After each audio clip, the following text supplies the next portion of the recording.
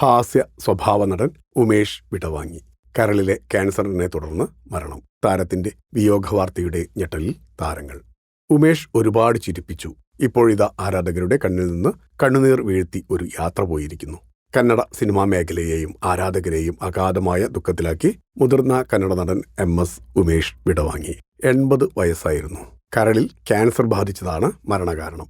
കഴിഞ്ഞ മാസം വീട്ടിൽ വഴുതി വീണതിനെ തുടർന്ന് ആശുപത്രിയിൽ പ്രവേശിപ്പിച്ച നടന് പിന്നെ ജീവിതത്തിലേക്ക് മടങ്ങിവരാൻ സാധിച്ചില്ല.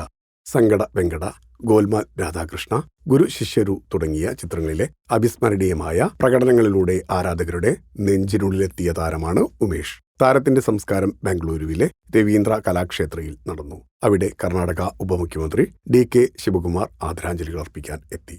മരണവാർത്ത പരന്നതോടെ സഹപ്രവർത്തകരിൽ നിന്നും പൊതുപ്രവർത്തകരിൽ നിന്നും ആരാധകർക്കിടയിൽ നിന്നും സോഷ്യൽ മീഡിയയിൽ ഉടനീളം ആദരാഞ്ജലികൾ നിറഞ്ഞു നിന്നു.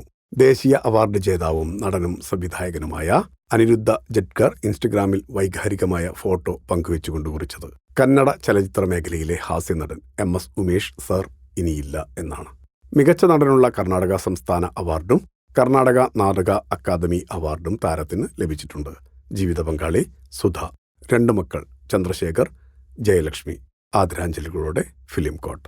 നിങ്ങളുടെ കരുത്തിൽ ഞങ്ങൾ ഉയരുകയാണ്. സബ്സ്ക്രൈബേഴ്സ് 10 ലക്ഷം കടന്നിരിക്കുന്നു. സ്വർണ്ണ തളിക നേടാൻ സഹായിച്ചതിന് നന്ദി. നിങ്ങളും ബെൽബട്ടൺ അമർത്തോ. നല്ല വാർത്തകളുടെ നോട്ടിഫിക്കേഷൻ ഉടനെത്തും. വിശ്വസിച്ച് ഒപ്പം നിൽക്കുന്നവർക്ക് ഒരിക്കൽ കൂടി നന്ദി.